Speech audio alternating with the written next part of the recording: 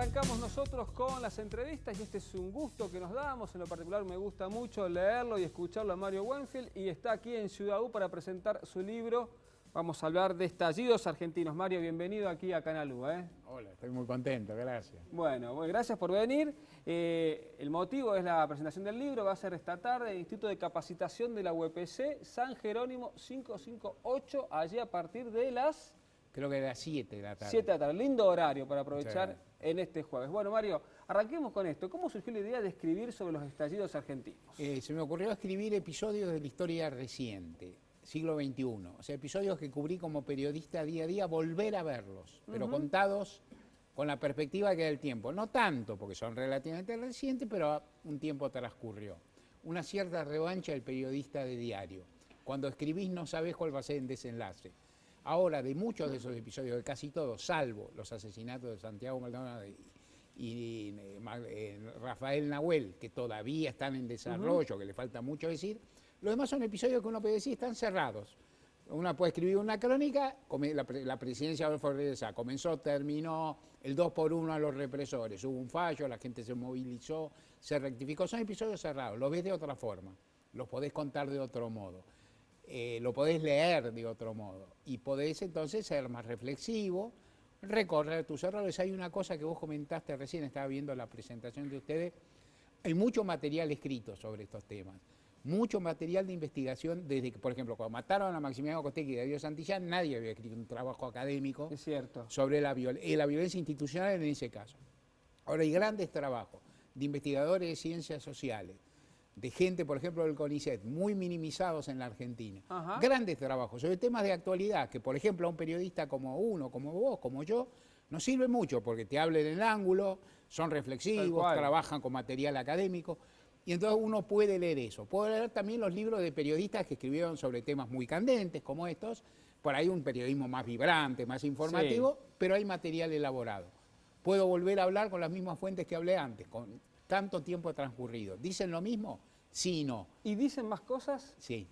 ¿Eso también está en el libro? Sí. ¿Te encontraste algunas revelaciones de hechos que cronicaste antes y que a lo mejor te faltaba alguna pieza suelta, rompecabezas, y ahora sí la pudiste encontrar? Seguramente sí. Y no solo revelaciones tremendas, sino también pequeños detalles, inclusive algunas cuestiones que yo conocía, pero que en el fárrago de los hechos te perdías en el tumulto. Yo, por ejemplo, no sabía exactamente que en algún momento la Argentina, y no se sabe mucho, que la Argentina estuvo sin presidente un rato de la renuncia de Rodríguez Sá.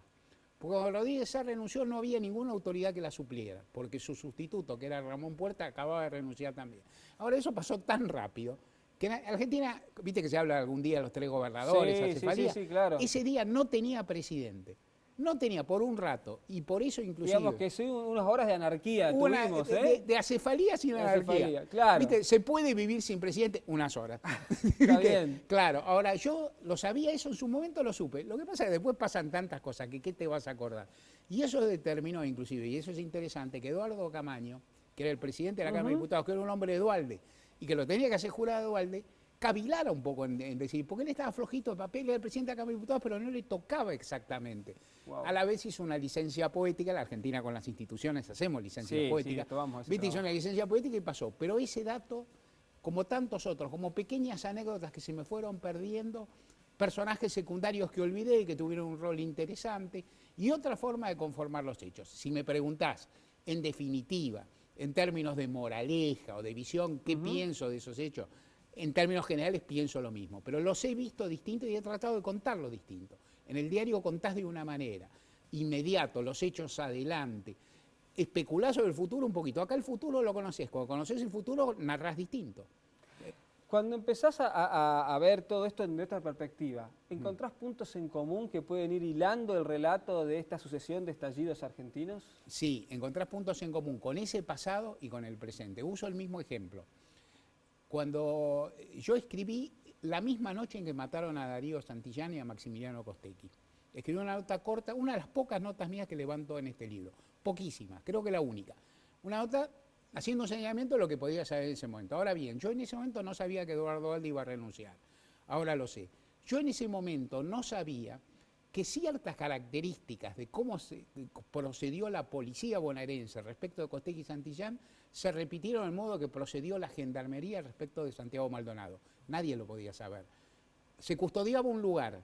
Sí. Lo que querían, en caso el puente Pueyrredón en un caso, era una ruta en Chubut en otra.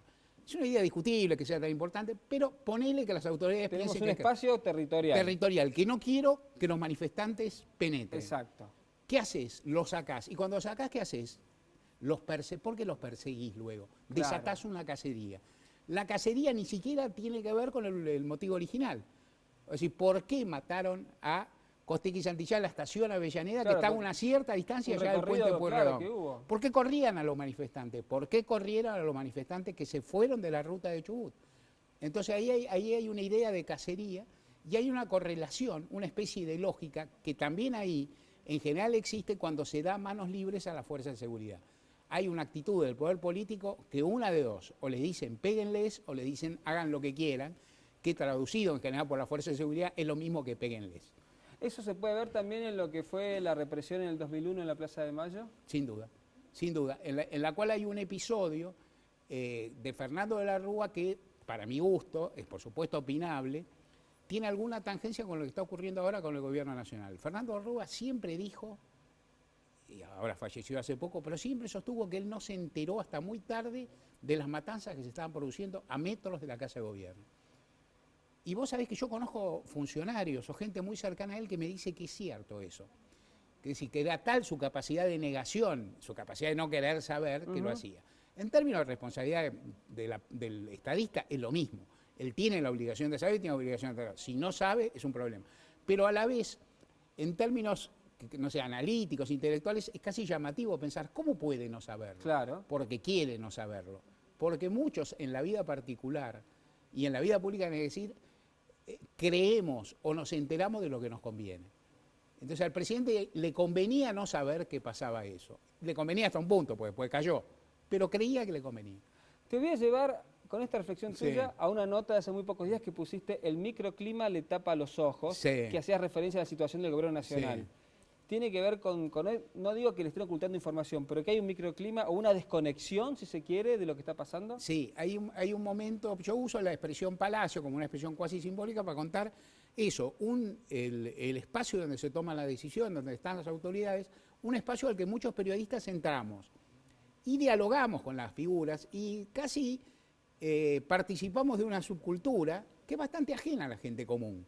Es decir, a veces nos parecemos más a los que criticamos de lo que nosotros mismos confesamos. Bueno, está bueno que lo contemos a eso, ¿no? Claro, claro, porque uno dialoga, ¿no? Es decir, vos dialogás y aunque estés en desacuerdo, yo estoy en desacuerdo con la mayoría de los gobiernos, pero aunque estés en desacuerdo, tenés un marco común, aparte intercambiás información, uno no entra a pegarle al ministro que no está de acuerdo, uno entra a conversar, a sacarle información. Entonces, ¿qué es lo que ocurre en Palacio, en ese mundo? Que hay un momento que tal vez corres el riesgo de aislarte.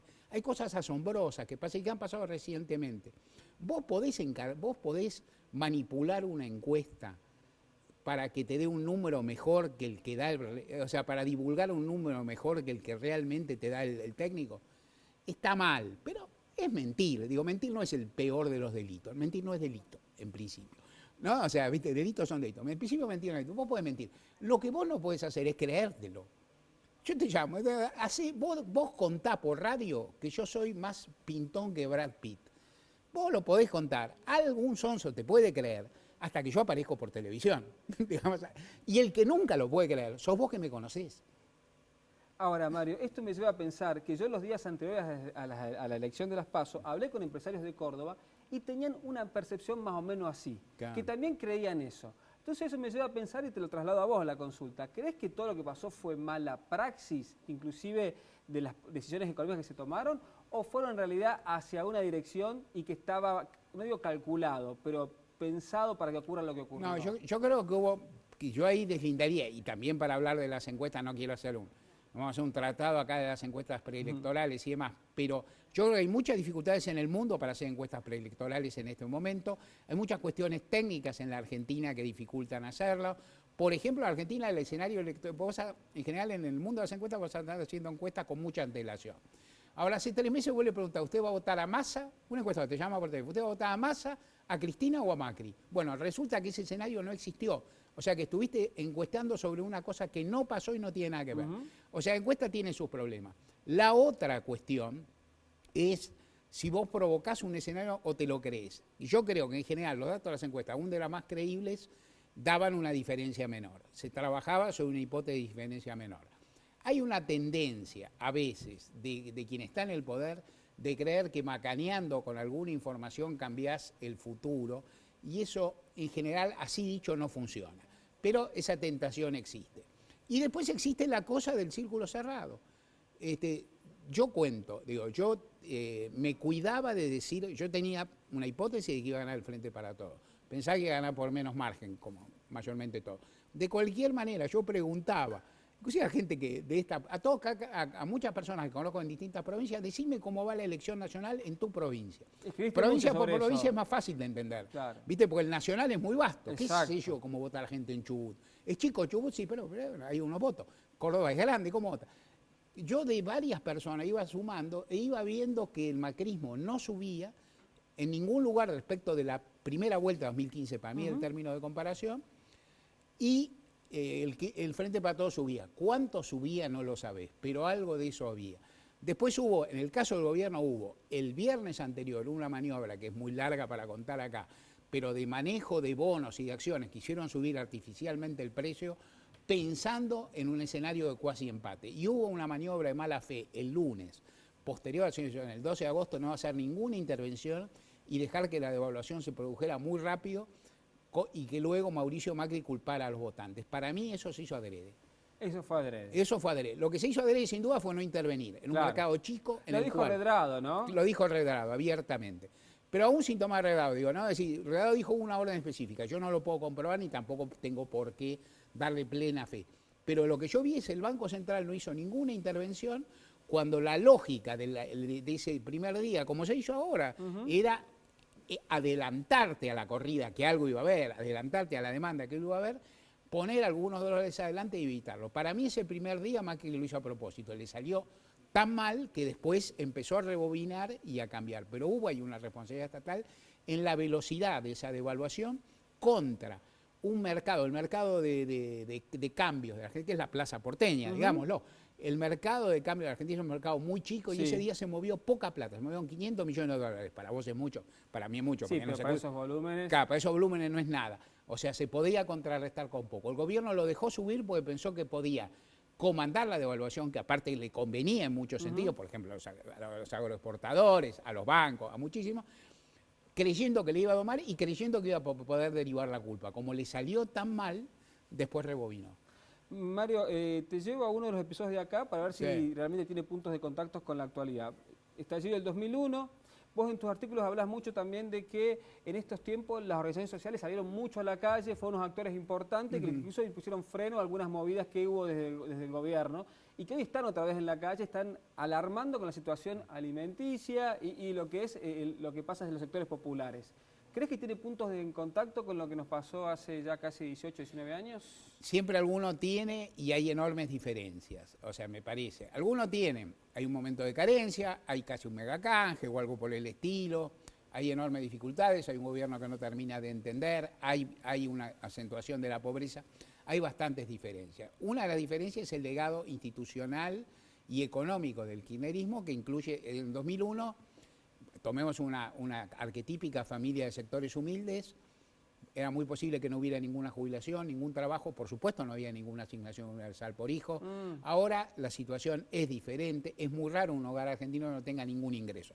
No estoy diciendo que haya hogares argentinos que lleguen a fin de mes, hay muchísimos que no llegan ni a fin de mes ni a fin de semana, pero digamos la situación es un poco distinta. Dos, las organizaciones sociales incipientes en ese momento han crecido mucho, me parece que tienen un protagonismo distinto, tienen mayor, en esa época eran organizaciones que básicamente expresaban la protesta y el reclamo. Recordemos que la expresión piquetero viene de la primera demanda de aquellos pueblos que se habían transformado en fantasmas por el cierre del YPF. Lo que pasaba allá en el norte, ¿no? En Moscón, en Moscón, claro, lo que pasaba en el norte o en el sur, claro, en las localidades petroleras que estaban agonizando.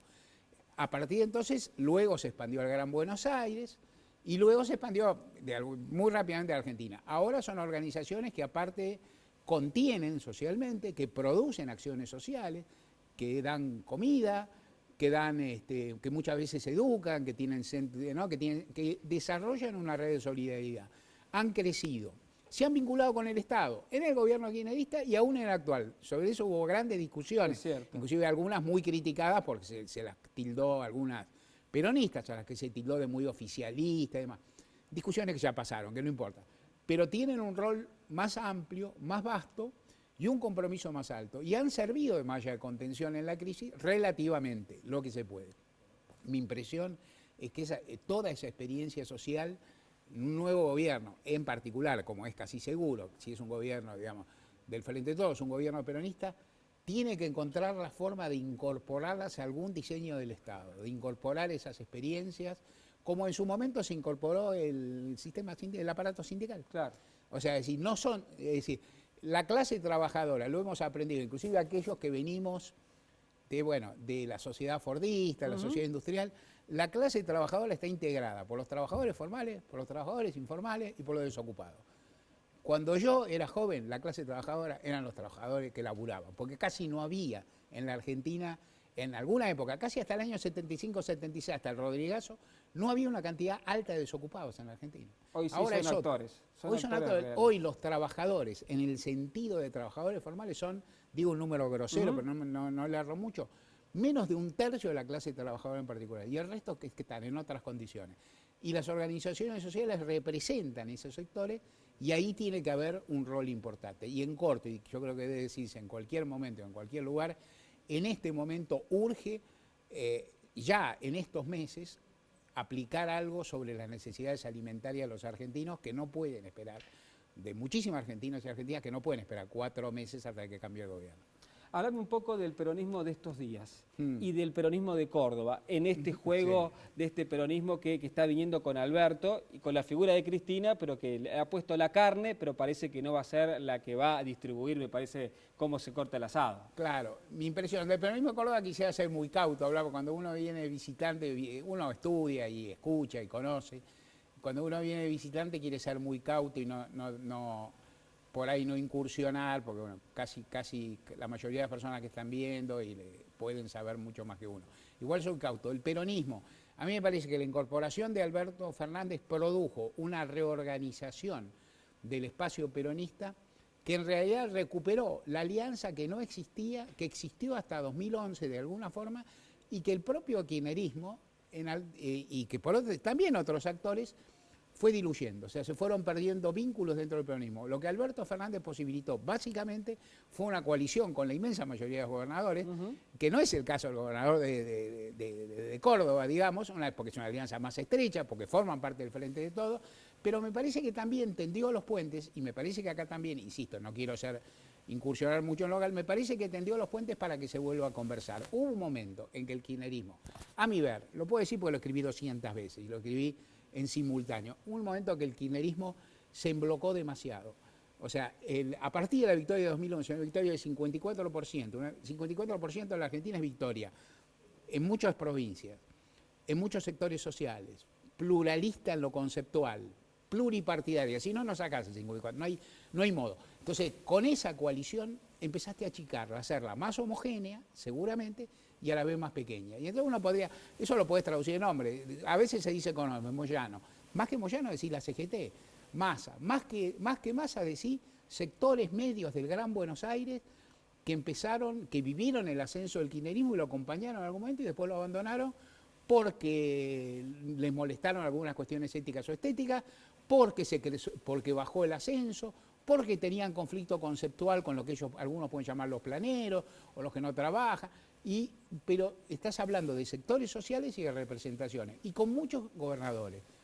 Esa recuperación significa, si vos ampliás, y sobre todo ampliás para que los que gobiernan, para mí la mayoría de los gobernadores, dicho con el mayor respeto, y habría que después hablar uno por uno, son conservadores populares lúcidos.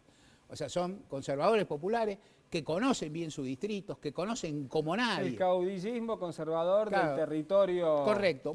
Si querés la palabra caudillismo, maticémosla con que en los últimos años, a partir de los cambios tecnológicos, de la explosión, inclusive de cierta forma de producción, la soja inclusive, la Argentina en un momento como gran país exportador con todos los cambios sociales, yo creo que los han sabido acompañar. Por ejemplo, muchos gobernadores argentinos han viajado, esto no se dice tanto. ¿Cuántos gobernadores argentinos han viajado al exterior en los últimos 15 años y cuántos habían viajado en los últimos 50 anteriores? No tiene comparación. Mirá. Cualquier gobernador ha viajado, conoce China, conoce... Está en esa tarea. Claro, forma parte de su trabajo, o sea, han abierto sus horizontes. Ahora, conceptualmente, es decir, y también, inclusive uno puede decir, bueno, ahí habría que ver qué es lo que quieren sus respectivos pueblos, ¿no? Sus electorados, que por algo los votan, claro. digamos, por algo votan y muchas veces los reeligen, que también ocurre. Cada provincia, aparte de Argentina, tiene... Esto es fascinante, yo trato de estudiar bastante los procesos. Cada una tiene un diseño propio y un estilo propio. Pensado en Córdoba. Córdoba fue una provincia dominantemente radical muchos años y después pasó a ser dominantemente radical peronista. Mucho más que lo que fue radical. Mucho más de lo que fue radical. Si no me equivoco, con 6-4. Ganaron 4-0 radicales y se pusieron 6-4 peronistas. Me puedo equivocar. Pero en cualquier caso, por ejemplo, en Mendoza también es bipartidista, pero vienen... más parejo el partido, ganan todos los peronistas, uno radical. Alternan más seguido. Internan más. Hay otras que son puramente peronistas. Hay otra como Río Negro que no fue casi nunca peronista, un ratito con el gobernador Soria. Y no solo en eso, las provincias tienen su cultura, su interior, las capitales son distintas al interior en todos los lugares, inclusive muy a menudo en sus preferencias electorales. Entonces conocerlas es muy difícil. Vincularse con cada una es un federalismo en acción, que significa reconocer la diversidad, que es parecido en el fondo a lo que tenés que hacer con la sociedad.